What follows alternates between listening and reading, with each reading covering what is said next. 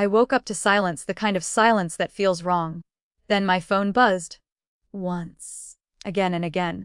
When my vision finally focused, I saw the number. 73 missed calls. My throat was dry. My back felt like it had been split open with a chainsaw. My legs were numb, heavy, like they didn't belong to me anymore. The hospital ceiling lights burned my eyes as I reached for my phone with shaking fingers. Something was wrong. You don't miss 73 calls unless something bad happened. Or unless someone made something bad happen while you couldn't stop them. I pressed play on the first voicemail. My dad's voice came through calm, casual, almost cheerful. Hey, sweetheart, just calling to let you know everything went smoothly. We sold your condo today. Cash buyer. Closed fast. We used the money for your sister's wedding. You were in surgery, so we signed for you. You'll understand, call us when you wake up. I stared at the screen, then I played it again. Then again. 425K gun, sold, signed away, while I was unconscious on an operating table. Let me slow this down, because I know it sounds unreal. My name is Holly. I'm 32 years old. 6 hours earlier, surgeons had cut into my spine for a 9-hour operation that took me 3 years just to qualify for. Herniated discs, chronic pain, the kind that steals sleep, focus, dignity. And while I was under anesthesia, while my body was literally split open, my parents sold my home. Not their home. Mine. I didn't scream. I didn't cry. I just lay there, staring at the ceiling, listening to the steady beep of the heart monitor, feeling something inside me go completely cold. Because deep down, I wasn't surprised. And that's the part that hurt the most. Let me rewind a little. Because this didn't start in a hospital. It started years ago, with patterns no one wanted to talk about. Growing up, there were always 2 daughters in my family. There was Megan, my younger sister. And then there was me. Megan was the pretty one, the social one, the one who needed support. I was the strong one, the one who could handle it. That was the story they told themselves. When Megan turned 21, my parents bought her a brand new car. When I turned 21, I was pulling double shifts at a restaurant to pay for textbooks. When Megan dropped out of her 3rd job, they called it finding herself. When I struggled, they called it life. So I learned early: don't ask, don't expect, don't need. I worked harder. Scholarships, overtime, side gigs, no vacations, no safety net. At 27, I bought a condo in San Diego. Tiny place, barely 800 square feet, balcony the size of a yoga mat. But to me, that condo was proof. Proof that I existed without permission. Proof that I didn't need anyone's approval to build a life. 8 years of sacrifice wrapped up in concrete and drywall, and my parents knew exactly what it meant to me. Which is why what they did next wasn't accidental. 3 weeks before my surgery, I finally got the call I'd been waiting for. March 15th. 9-hour procedure. 6 weeks recovery. I called my parents that night. My hands were shaking, not from fear, but from something I hadn't felt in years. Hope. Mom, I said. I got the surgery date. Oh, that's nice, honey. Distracted. I could hear laughter in the background. When is it? March 15th. I'll need help getting home. A pause. Holly, that's right in the middle of wedding prep. You know Megan's getting married in April. I closed my eyes. I know, but this surgery, you'll figure it out, she said quickly. You always do. Then she hung up, just like that. Not once did they ask if I was scared, not once did they offer help. But they did call me 3 times that week. Not about my spine. About the wedding budget. The venue alone is 80,000. The dress is 20,000. Daniel's family is wealthy. We can't look cheap. I reminded them I'd already given 20,000 for the engagement party. That was months ago. My mom snapped. This is different. I told them I couldn't help. 5 days before surgery. Her voice went cold. Fine. We'll figure it out without you. Like always. I stared at my condo after that call. The walls I paid for. The life I built alone. Not knowing they were already planning how to take it from me. Back in the hospital bed, the nurse asked softly, "Do you need pain medication?" "No," I said. Because the pain I felt had nothing to do with my back. 2 hours later, I made my first phone call. Not to my parents. That call would come later. This one. This one was the beginning of something they never saw coming. And trust me, what happened at that wedding 3 weeks later, no one in that room will ever forget it. You know that moment when your anger goes quiet. Not calm. Not peace. Just cold. That's where I was when I finally called my father. No shaking hands. No tears. No raised voice. He picked up on the second ring. Holly, you're awake? How'd the surgery go? Straight to pretending classic. You sold my condo. A pause. Not shock. Not guilt. Just calculation. Well, yes, we needed to move fast. The buyer was ready. Cash. You were unavailable. I stared at the hospital wall, counting cracks. I was unconscious. Same thing. He said quickly. You would have said yes anyway. Family helps family. That sentence. Family helps family. Funny how that rule only flows one direction. You forged my signature, I said. That's a felony. Another pause. Longer this time. Forged is a strong word, he said. We facilitated the paperwork. I laughed once. Low, empty. You sold my home while surgeons were cutting into my spine. His voice hardened. You have a good job. You'll make it back. Megan's starting a new life. This wedding matters. What mattered, I said slowly, was that the condo didn't belong to you. Silence. Then the deflection. You're being emotional. We'll talk when you calm down. Click. He hung up, and that's when I knew. They weren't sorry. They thought they were entitled. 20 minutes later, my mom called. Holly Marie Sullivan. She snapped. What did you say to your father? The truth. She laughed, sharp and bitter. The truth is we sacrificed everything for this family, and now you're lying in a hospital bed threatening us. Threatening. That word again? Mom, I said, I can't feel my legs properly. I just had spinal surgery. And you're telling me I'm the problem. Megan is getting married. She shot back. Why can't you be happy for her for once? I closed my eyes. I was happy for her before you stole 425,000 from me. We borrowed it. No, I said. You committed fraud. She scoffed. Stop being dramatic. Then, like always, she pivoted.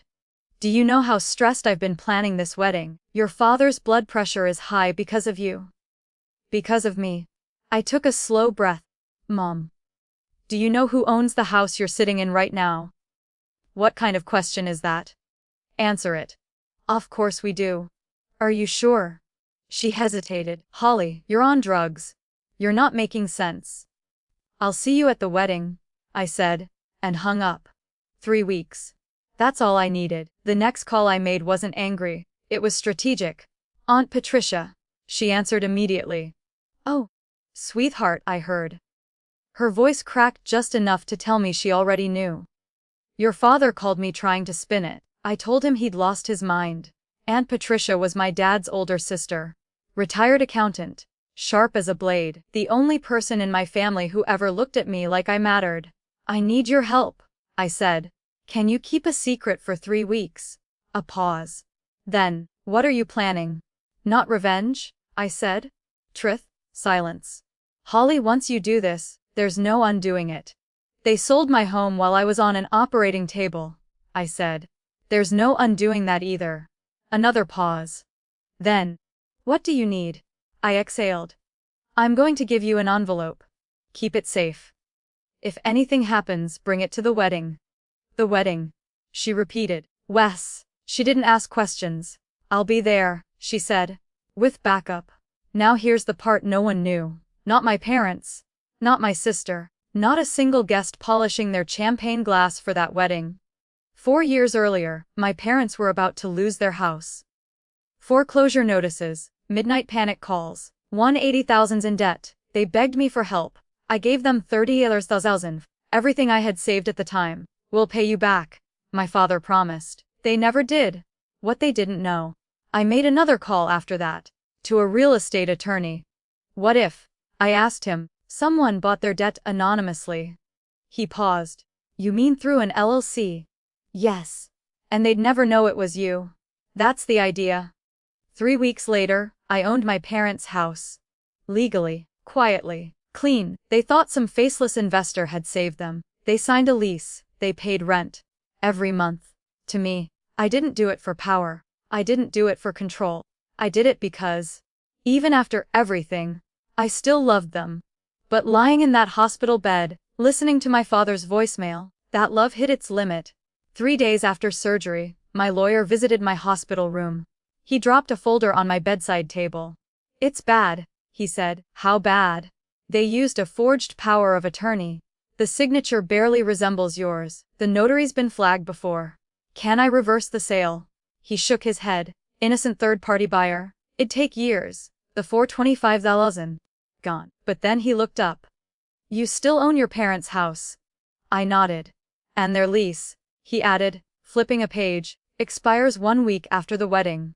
1 week. I stared at the ceiling. "Draft the notice?" I said. "I'll tell you when to serve it." For the first time since waking up, I smiled. Because the wedding was coming. And this time, I wasn't the one about to lose everything.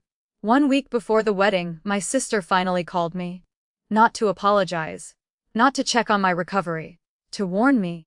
"Holly," Megan said, dragging my name like it tasted bad. "I heard you've been upsetting Mom and Dad." I was standing in my kitchen, leaning on the counter, cane propped against the wall. My body was healing, slowly, painfully. But my mind, crystal clear. "Have I?" I asked. "They said you threatened them. Over some money thing." "Some money thing." I let out a soft laugh. "Megan, they sold my condo. The home I paid for. 8 years of work, while I was unconscious."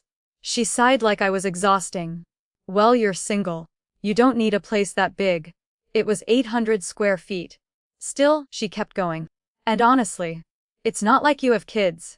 Or a husband. It made sense to use it for something important. Something important."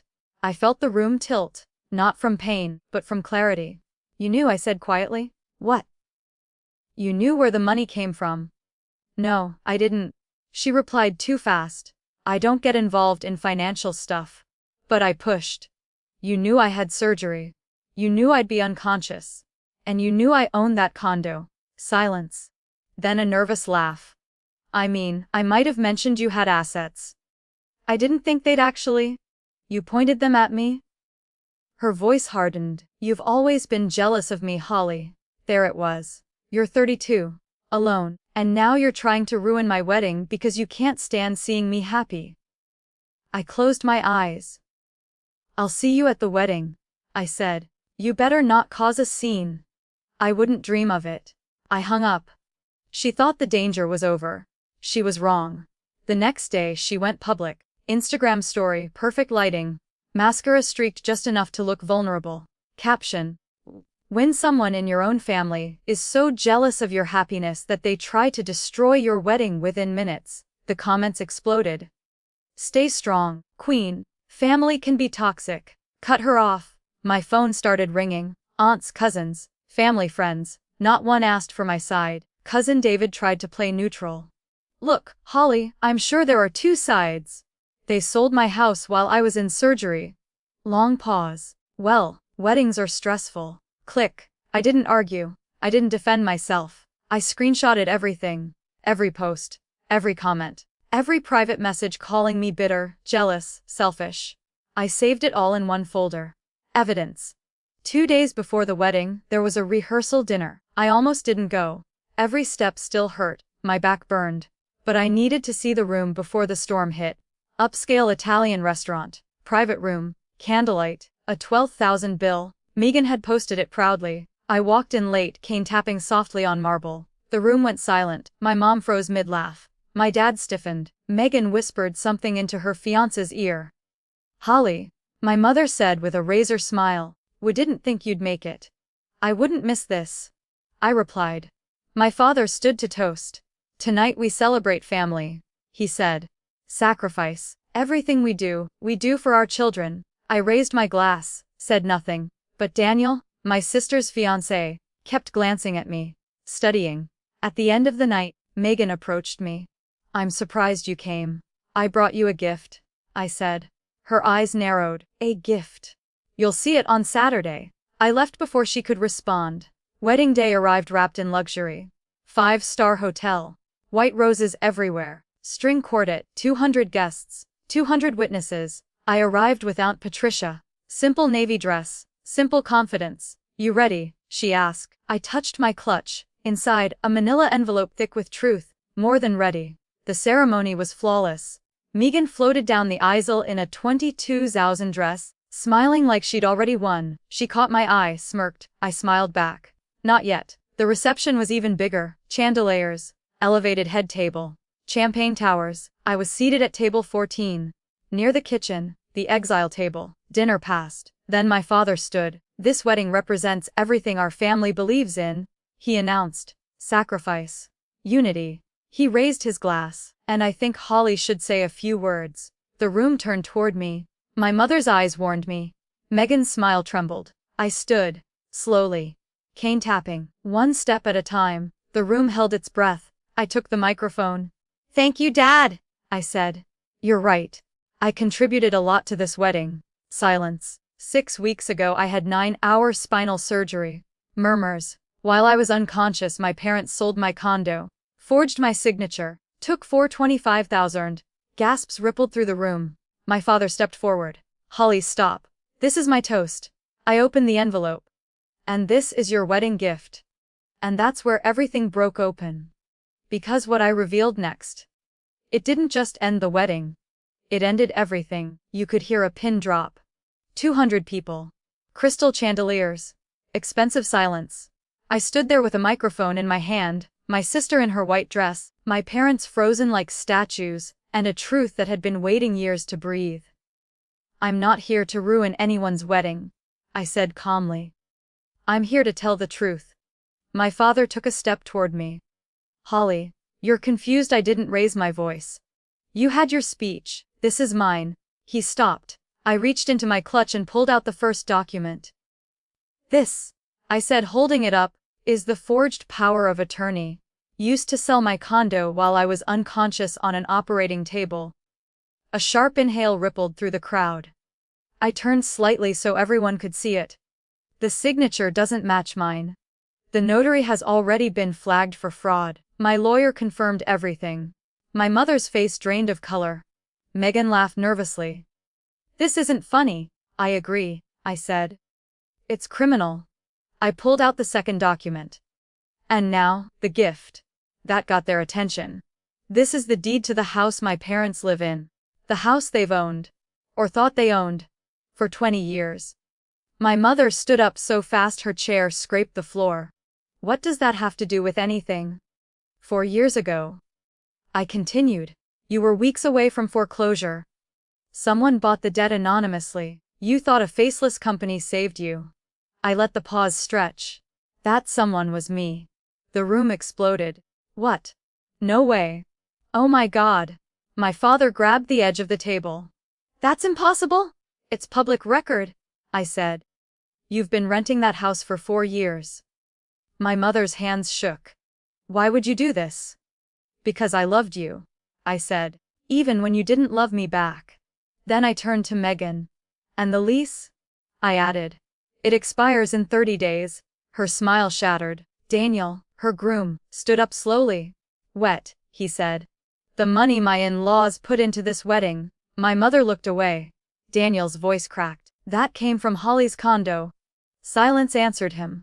You paid for our wedding with stolen money, he asked. Megan grabbed his arm. It's complicated. He pulled away. No, he said. It's not. From the back of the tent, a man stepped forward in a gray suit carrying a briefcase. This is my attorney, I said. He's here to verify everything. My lawyer spoke calmly, professionally. I can confirm that Ms. Sullivan owns the property at 247 Maple Drive. I can also confirm the sale of her condo involved fraudulent documentation. That was it. The wedding collapsed in real time. Daniel's parents stood up. We need to speak with you, his mother said to Megan. No. Daniel followed them without looking back. Megan stumbled after him, nearly tripping over her dress. My father started shouting. About betrayal, about family, about how I'd embarrassed them. No one listened. Phones were out. Whispers everywhere. I set the microphone down. I didn't do this for revenge, I said quietly. I did it because I deserved to be treated like a human being. And I walked away. Outside the air felt different. Cool. Clean. Like I could finally breathe. Aunt Patricia squeezed my hand. You did it. Not yet? I said. Behind us, the sound of a perfect wedding unraveling echoed into the night. An hour later, Daniel found me sitting on a bench in the garden. Bow tie undone, eyes red. "I need to tell you something," he said. "You don't owe me anything." "I do," he replied. 3 months ago, my laptop disappeared. It had my family's financial records on it. My stomach tightened. Megan said it was stolen. He let out a bitter laugh. "Now I know better." He looked at me. "I think she targeted me, from the beginning." The truth landed heavy between us. "I'm filing for annulment," he said. "Tonight." He stood and walked away, and just like that, my sister lost her marriage the same day she thought she'd won everything. But the fallout? Oh, it was just getting started, because what happened after the wedding destroyed my parents' reputation, my sister's future, and the illusion my family had lived in for decades. I didn't leave the hotel right away. I sat on a stone bench in the garden, the music from the reception drifting out in broken pieces, half-hearted violin notes trying to pretend nothing had happened. People walked past me in small groups. Some wouldn't meet my eyes. Some whispered. Some stared like they were watching a true crime documentary in real life. The first person to sit beside me was Daniel's mother. Perfect posture. Calm voice. Steel underneath. "I want you to know," she said. "We had no idea." "I know," I replied. She nodded. "Daniel is devastated. But you saved him." She stood before I could respond. "A marriage built on lies doesn't survive the truth." Then she walked away. That sentence stayed with me. By Monday morning, the video was everywhere. Someone, no idea who, had recorded my speech. Another person shared it in a family group chat. From there, it leaked. By lunchtime, my phone was vibrating nonstop. Friends I hadn't spoken to in years, coworkers, strangers. "Is this you? I just saw the video. Are you okay? You're incredibly brave." The comments online were brutal, just not toward me. "Imagine stealing from your daughter during surgery." "This family is disgusting." "That sister is evil." My parents' carefully polished image cracked overnight. My father was called into work. He'd spent 30 years climbing quietly, invisibly. Reputation mattered.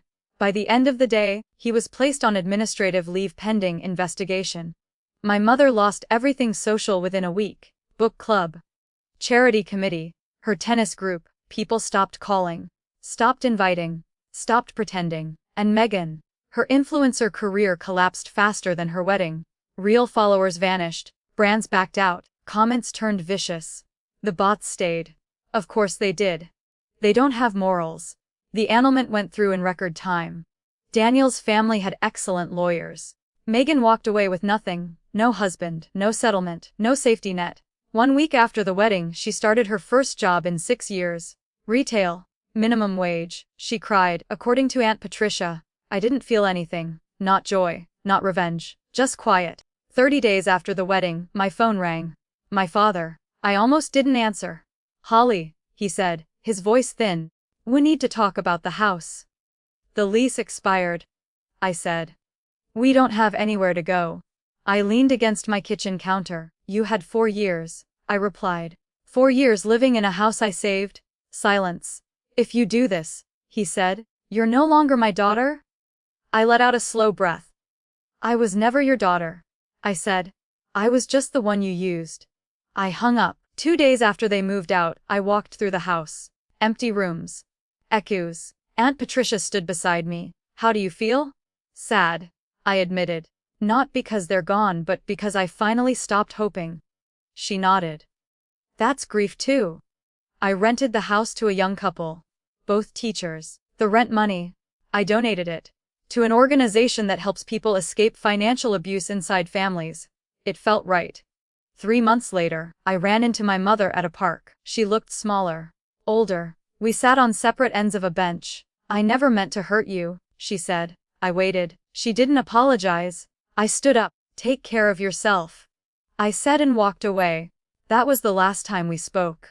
Here's the truth no one tells you. Setting boundaries doesn't feel powerful at first. It feels lonely. But loneliness passes. Self-respect stays. For a long time after the wedding, everything felt muted. No big emotions. No victory. No closure fireworks. Just silence. I'd wake up in the morning and forget just for a split second that my family was gone. Then it would hit me again, like muscle memory.